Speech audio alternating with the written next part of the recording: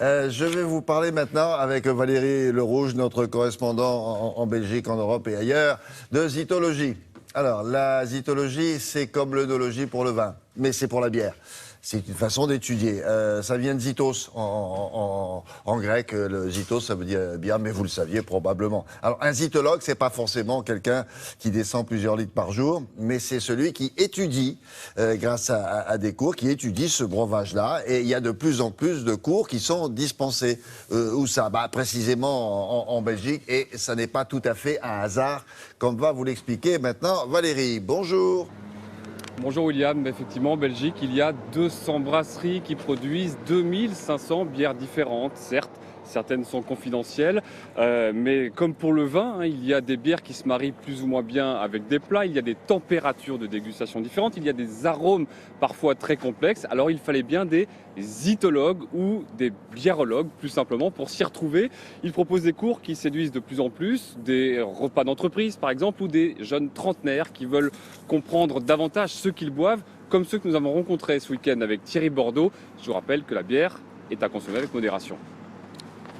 Bonsoir et bienvenue ce soir pour une petite dégustation. C'est dans la cave de son bar à bière que Jean Hummler dispense des cours un peu particuliers. Il est passionné plus que patron de bar et milite pour faire découvrir la diversité du breuvage national.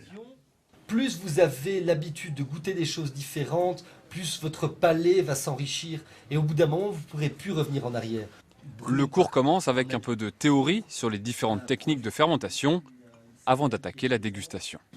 Et donc ici, on va commencer avec une première bière qui contient les 4 ingrédients naturels. Le groupe de trentenaires se prend au jeu et semble redécouvrir ce qu'il croyait pourtant bien connaître. On a l'impression d'aller au restaurant après 10 ans au McDonald's, quoi.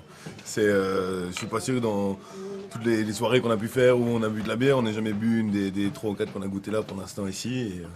Donc ouais, ça valait le coup quand même. J'ai appris à les apprécier, mais c'est vrai que quand on est jeune, on pense plus à boire pour boire et finalement, au fur et à mesure, on goûte des choses un peu différentes et on comprend qu'il y a certaines choses qui sont bonnes et d'autres pas, quoi. Donc voilà.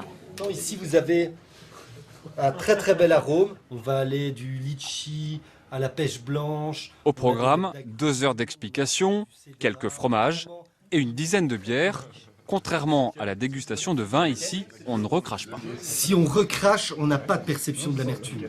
On a une très mauvaise, donc on doit avaler une gorgée. Nous, on est obligé d'avaler.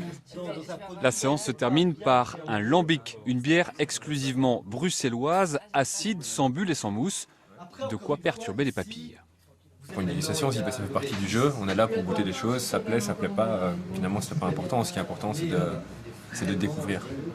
Après la séance d'initiation, certains clients reviennent pour des cours plus poussés, plus exigeants et pour avoir le droit de tester quelques grands crus parmi les 130 bières sélectionnées ici.